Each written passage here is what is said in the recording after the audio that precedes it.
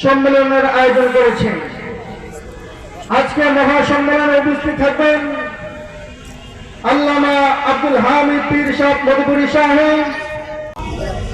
আজকে এই মহাসম্মেলনের সভাপতিত্বের আসন গ্রহণ করবেন বাংলার জমিনের হাজারো তালিবুল আলম ছাত্র ভাইয়ের উস্তাদ আমার শেখ আল্লামা জিয়াউর রহমান আমজাদি দাওয়াত বরকাতুহুম। সম্মানিত হাজিরিন, আমি আপনাদের সম্মুখে যে বিষয়টি নিয়ে উপস্থিত হয়েছি সেটা হল খতমে নবুয়ত এবং কাদিয়ানী মতবাদ। এই বিষয়ে বলতে গেলে সর্বপ্রথম আমাদেরকে জানতে হবে খতমে নবুয়ত এর অর্থ কি। এর অর্থ হল নবুয়তের পরিসমাপ্তি। হযরত আদম আলাইহিস সালাম থেকে নিয়ে হযরত ঈসা আলাইহিস সালাম পর্যন্ত যে নবুয়তের ধারাবাহিকতা চলে আসছিল সেটাকে আল্লাহ পাক রব্বুল আলামিন শেষ করেছেন বিশ্বনবী সাল্লাল্লাহু আলাইহি ওয়াসাল্লামের মাধ্যমে। রাসূল আকরাম সাল্লাল্লাহু আলাইহি ওয়াসাল্লাম হলেন সর্বশেষ নবী। তিনার পর দুনিয়ার জমিনে আর কোন নবী ও রাসূলের আবির্ভাব ঘটবে না।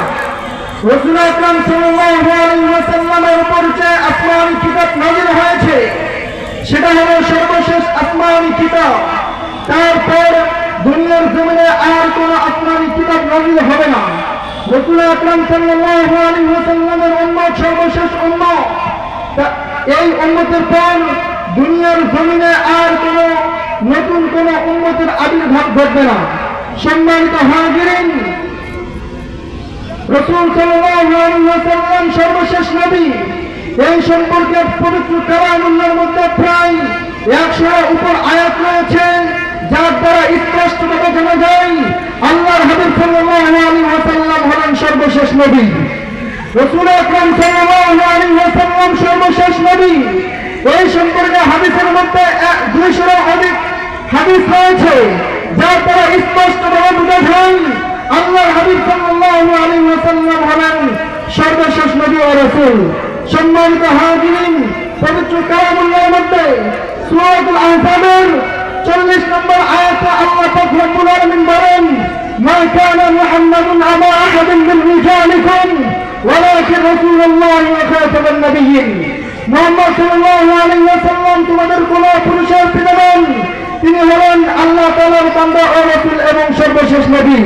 সম্মানিত হাজিরিন, এইটাকে আরো স্পষ্ট করবার জন্য আল্লাহ পাক রব্বুল আলামিন আলমে আরওয়াহ তথা রূহের জগতে সমস্ত নবী রাসূলদেরকে নিয়ে একটি কনফারেন্স তৈরি করেন। যেই কনফারেন্সে বক্তা ছিলেন স্বয়ং আল্লাহ পাক রব্বুল আলামিন।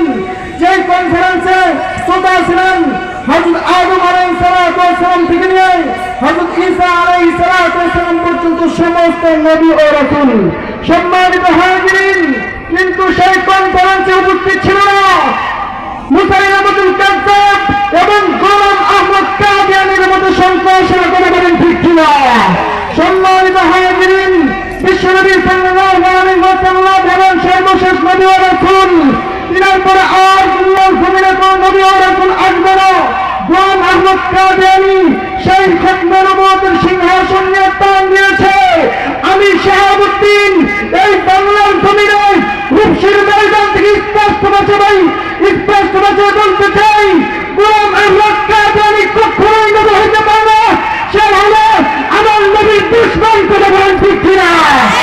সম্মানিত হাজিরিন, যে নাকি আমার নবীর খতমে নবুয়তের সিংহাসন নিয়ে টানার চেষ্টা করেছে, আমি শাহাবুদ্দিন বলবো খতমে নবুয়তের সিংহাসনকে রক্ষা করবার জন্য যদি আমি শাহাবুদ্দিনকে ফাঁসির মঞ্চে তুলতে হয় সেটার জন্য প্রস্তুত রয়েছি।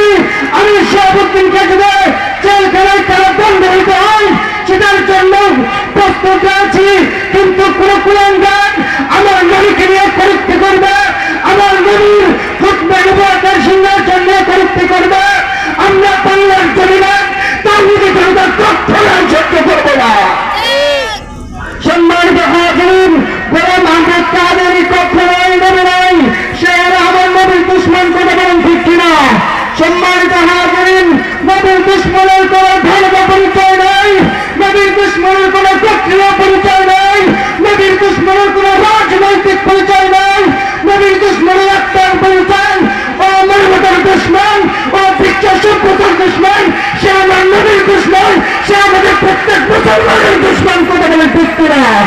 সম্মানিত হাজিরিন, এই গোলাম আহমদ কাদিয়ানী কাফের ততদিন পর্যন্ত এই গোলাম আহমদ কাদিয়ানীকে বাংলাদেশের প্রধানমন্ত্রী, বাংলাদেশের সংসদ থেকে আইন পাস না হবে, গোলাম আহমদ কাদিয়ানী কাফের ততদিন পর্যন্ত আমরা কোনো সময় আন্দোলনকে ছাড়ব না। সম্মানিত হাজিরিন, গোলাম আহমদ কাদিয়ানীকে কাফের ঘোষণা করবার জন্য যদি আমাদেরকে রাজপথে নামতে হয়, আমরা সবাই রাজপথে নামতে প্রস্তুত ইনশাআল্লাহ। সম্মানিত হাজিরিন, ওই মেরে আমি আমার সংক্ষিপ্ত বক্তব্য শেষ করছি। রাসূলুল্লাহ ওয়া ফাতুল করিম।